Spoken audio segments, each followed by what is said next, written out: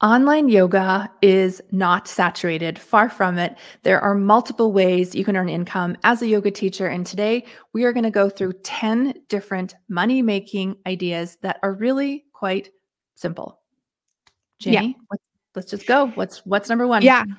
So the first way to make money when you're, brand new to building your own business instead of working for someone else is to offer one-on-one private lessons. So this is usually going to be done with people who are already students of yours in group classes or people that are in your extended network. It's a really easy ask when people will often come to you and ask you for this anyway. So you can also charge more, obviously, for a private lesson than you can for a group class or a lot of other things in the industry. So that is the first way to start really making money on your own as a yoga entrepreneur. This is what we recommend to all our newer clients. If someone needs money right now, then just go do some private. It's not scalable, no, but it is the highest amount per hour probably that you will earn. Yeah. Okay, number 2, sell class passes.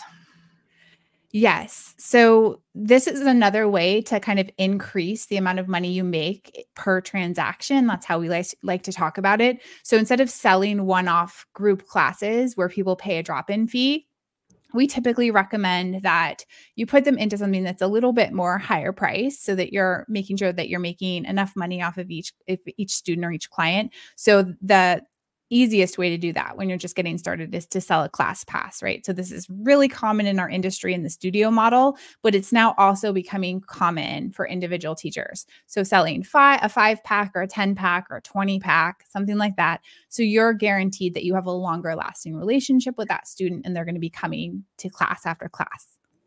Right. And you never sell one single class, right? Right. Please don't do that. Right. So that's a bad business decision. Yeah. That's a very bad and terrible decision. But just so everybody knows, on Marvelous, you can set up so quickly class passes. Don't make a 1 class pass, make a 5, a 10, a 15, or whatever numbers you choose, but it's super easy. And then people can just come to your live class and it's just automatically remove that class from their class pass and just counts down. Yeah. And I just want to say this is also a benefit to your students. So don't feel like you're trying to get away with something or make too much money off of someone. I know from talking to so many of you and working with so many of you over the last decade that you know that the impact on someone's life is going to happen through your classes over time. Like attending one single yoga class or any kind of wellness activity once isn't probably going to lead to long-lasting results for that person. So the goal is to create a transformation and build a practice for that student. And so you want to encourage them to become repeat students of your classes. So this is another way of you serving those clients better than just letting them drop in willy-nilly when they feel like You're building that habit. Plus, as a student, I don't want to have to buy single classes. Just let me do the transaction once, have 5 classes, not have to think about it. It's a much better experience. Yeah. Okay. Number 3 is course. You can create a course from your experience. Yeah. So why would someone create a course? So this is when, as an entrepreneur, you're wanting to kind of wean off of that trading time for money system that, we use to get started. And this is where you can start to build something we call scalable. So online courses have exploded over the last few years. They're a really common experience now for students or clients to purchase. And it's just a way for you to take a specific kind of bit of knowledge that leads to a specific result for someone, package it into an online course, and then sell it at scale, right? So you can have this be a cohort experience where you're kind of going through a course with a group of students, or you can have it be a self-study. So cohort experience would be something like a yoga teacher training, right? Where there's live components that are usually necessary for that. And then a self-study could be just anything that would be appropriate for someone to do on their own. Okay. And I think we always recommend that if you're running your course for the first time to do it live. And then once you know you've got it and it works, people are willing to buy it and you don't have to make any changes, then you can do it as a DIY version. Okay, number 4 is create a membership. And we've done a number of videos on membership. So if you're watching on YouTube, we'll have links above of where you can watch those specific videos on building a membership. But again, in wellness, it's an incredibly common business model. Again, I think because of the ongoing relationship, because you want to build those habits for people, you want to build community around what you're doing and teaching. And it is a great business model for those who really like to have that recurring revenue. And anyway, we won't go too much in there because we've got a lot of videos on how to do memberships. Yep, agreed. I would say that this is the preferred model that most people eventually want to move into. It's kind of like the golden egg of online business is to have that recurring revenue. So you just don't want to start. Most of you don't want to start with that one. With small audiences, it's a tougher place to start for sure. Okay. And then on the other end of this spectrum, there is a tip jar. Tell us about that one. Yes. So the tip jar is kind of a newer popular phenomenon in our industry. And it's really been popularized as platforms like TikTok have taken off and YouTube has taken off because a lot of these platforms enable tip jar features, and link in bio tools do that as well. So on Marvelous Bio, which is our free link in bio tool, marvelous.bio, getmarvelous.bio is where you would go and sign up for a free account. You have a tip jar option. And you also, if you're a Marvelous client, have the tip jar that you can choose to enable or disable on your Marvelous site. And I think that there's just this sort of I feel like it got started again, like I said, with TikTok and these platforms, and Patreon really encouraged this, this idea that you're kind of performing or you're providing free services in exchange for donations. And I think that this is a really popular model for those of you that have a decent following on any social platform, or, maybe you have a low priced membership or something like that, and then you ask for tips on top of what you charge for your lower priced offerings. It can be a great way to earn some extra money. And I think there's a lot of psychological studies that have been done on tips, and when you actually ask for a tip or ask for a donation based a class payment, the statistics say that you're going to probably actually make more on that class than if you charged a set fee, because you tend in our industry to undercharge. So tip jar, I would always enable it, always once in a while, give a shout out to your tip jar, and you'll be surprised by how many people will give you generous donations for what you're offering. And just to be ultra clear, this is a feature on Marvelous, so that if you have your own site on Marvelous, this is something you just toggle on and it will appear. So your clients can just decide to tip you when they feel like it. Yeah, but make sure you ask, because we get things that we ask for in life. So just toggling it on and not, not telling anyone it's there. Not telling anyone it's probably not going to do much. So if you're, just be sure, in your communications, in your emails, or, when you're teaching a class, before you sign off, just say, hey, just to let everyone know, I do have tip jar enabled. If any of you feel like leaving any extra gratuity, it would be most appreciated. Great. Okay. And then number 6 is YouTube, where we are now. Yeah. So how do you make money on YouTube? There are a million ways to make money on YouTube, and you should not follow us for that information. You're here. If you're watching us on YouTube, there's tremendous resources here that teach you how to make money on YouTube. But the most obvious way is obviously just to build your following up enough that you become part of YouTube's partner program and you get your account monetized and you start to make money off of ad revenue. So if you are using YouTube as a marketing tool, which is what we recommend for a lot of our clients who are comfortable on video, it's a great place to put content out and find new customers, new students. Why not also monetize through ad revenue? It's just kind of a bonus amount of money. So there's lots of other kinds of partnerships and sponsorships and other brand deals and all kinds of other things that you can do. But the basic way to get monetized is just, to get enough subscribers and watch hours and produce content frequently enough that you're making money off of that ad revenue. Yeah. Sometimes it's a matter of just adding a little bit more effort into your YouTube. Maybe it's another 1 or 2 more videos per month, plus getting really smart with YouTube thumbnails and titles so that they're more clickable, more, people want to click, they want to learn, they're curious. And you can just tip over into that earning for YouTube, and it's not much more, right? Like some of our, and I'm speaking from a lot of our coaching clients that use YouTube as a place to market their business and talk about what they do, and they're just so close to getting monetized.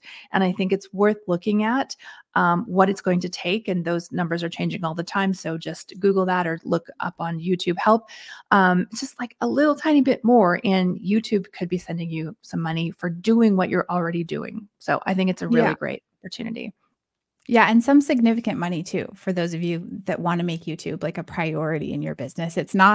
Doesn't need to be a small amount. So I think that, And we're giving you a lot of ideas, and the upsides of these different ideas vary pretty dramatically. Like, you can make a lot of money from an online course if you build the right course and you build the right audience. You make a lot of money from YouTube if you put the time and attention into it. Like hourly private lessons, right? Your ceiling is pretty low on what you can earn. It's going to be gated by how many hours you can work in a week, right? So these are all great ways to make money, but this kind of the ceiling or the total amount that's possible to make varies dramatically across these 10 ideas. And YouTube is one that has like kind of an unlimited upside, which is really exciting. Yeah. Yeah, it's very cool. Okay. Number 7 are digital summits and workshops. Paid, obviously. Yeah. Yeah. So this is a really kind of common phenomenon also in the last 5 years in the online space. So this is one of those great networking opportunities where you can collaborate with other teachers or wellness industry leaders. You can put on a summit. It's certainly some work.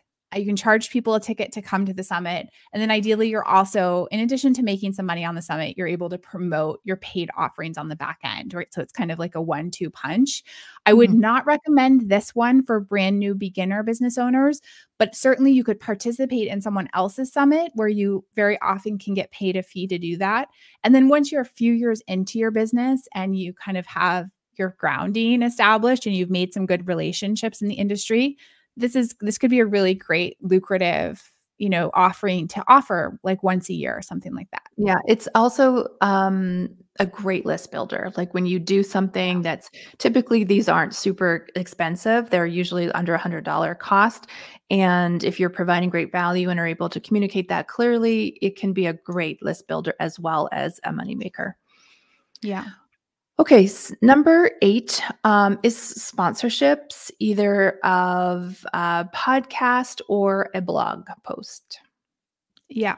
So, this is kind of like in the realm of UGC, user-generated content. Like brands will often physically send you product and maybe pay you a little bit in exchange for talking about the product in your content, online, your free content, whether it's on social media or on a platform like YouTube. There can be, if you have a big following, there can obviously be a lot of money to be made from sponsorships. If you have a smaller following, that amount of money is probably going to be smaller and often will start with just a product exchange. So whether it's a digital or a physical product, you'll get the product free in exchange for talking about it to your audience.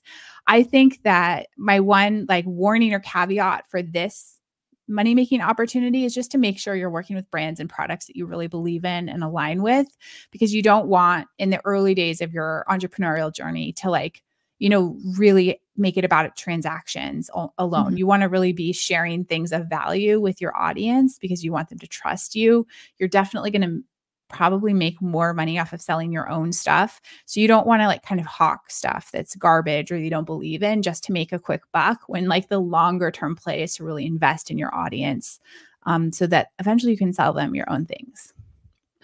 Yeah. And I would also say, and we've just seen number of clients do this. You can go out and get your own sponsorship, right? So you don't need to wait for someone to find you and go, oh my God, this channel or this blog is amazing, I want to sponsor it. You can be really proactive. And if there is a partner, a company that has a product or a service that is really complementary to what you're doing, approach them, right? Approach them and just see if they will sponsor your podcast, for example. We've seen it done before. And one of our clients actually makes some pretty decent money from that. Actually, it's a newsletter that she gets sponsored, and she has an affiliate with it. And she just went after it. She just asked the questions. So don't be afraid to go after it. Yeah, I think that that's such a great point, Sandy. And I would also just say, you don't know where those partnerships, those opportunities will lead to, right? Like you could get hired by a company that you love part-time. Like you could build a network with someone that ends up becoming your business partner in the future. So I love partnerships for that reason, because they're sort of like, it's kind of the magic or the mystery of business is when you start to have those relationships that kind of can just take off in unexpected ways.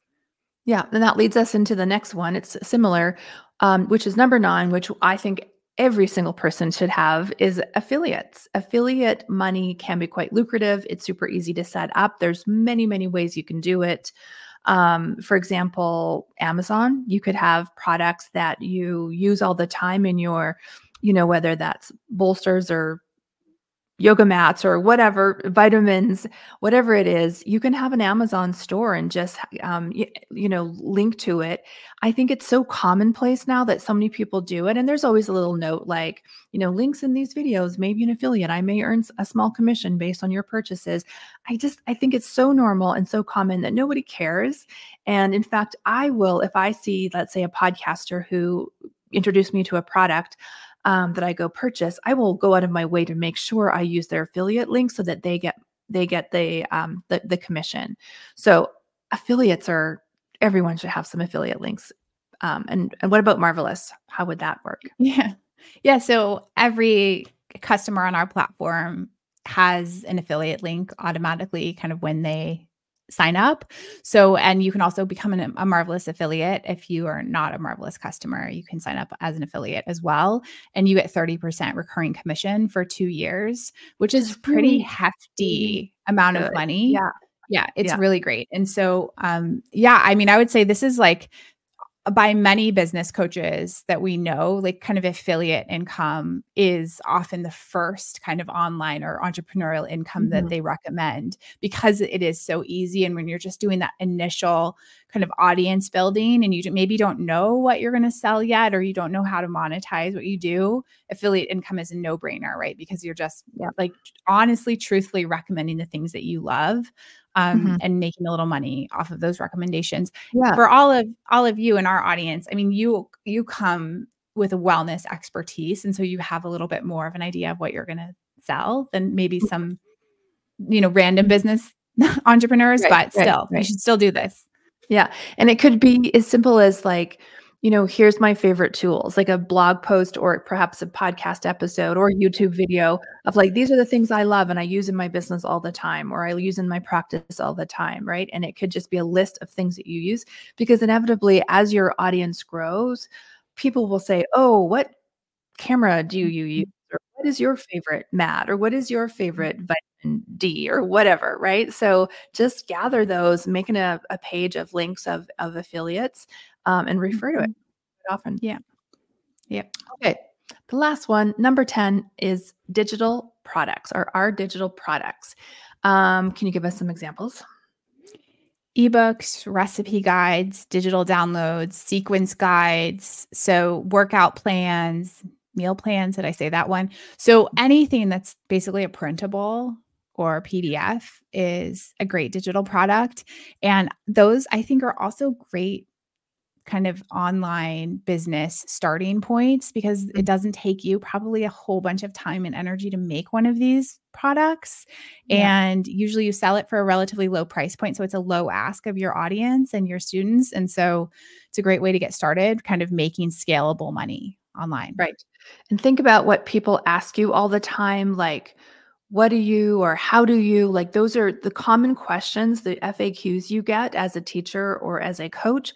Those might lead you to a really great guidebook or the ultimate guide or something that you can put together and sell that, as Jenny said, as a very low cost. Also, again, a great list builder, because people will obviously be on your list once they purchase. So yeah. And another thing I'll just add, like the modern version of a digital product that we should just like call out is just like selling people basically a link to a Notion site. Sandy and I are not the world's biggest Notion fans ourselves, but I like a lot of the digital products that I've purchased in the last 6 months have actually just been like, you buy it and you get a PDF with a link to a Notion site. And so you don't even have to go through the work of designing a PDF and like making it look pretty at this point. You can just like throw it into Notion in 5 minutes and people will pay for that just the same, right? Because they're paying for the information. And so how you deliver that information matters. I think not so much. So yeah, you don't have to be a designer or know how to use, like Adobe Illustrator or something to Right. make something really nice. Yeah, or a lot of our clients just use Canva templates. Yeah. That is pretty easy, but yeah, I agree. It doesn't have to even be that complicated. So Yeah. amazing. So those are the 10 ways that as a yoga teacher, you can make money. And if you're ready to get started, but you're not sure what you actually need to get started, we have a whole video helping you out and it'll be right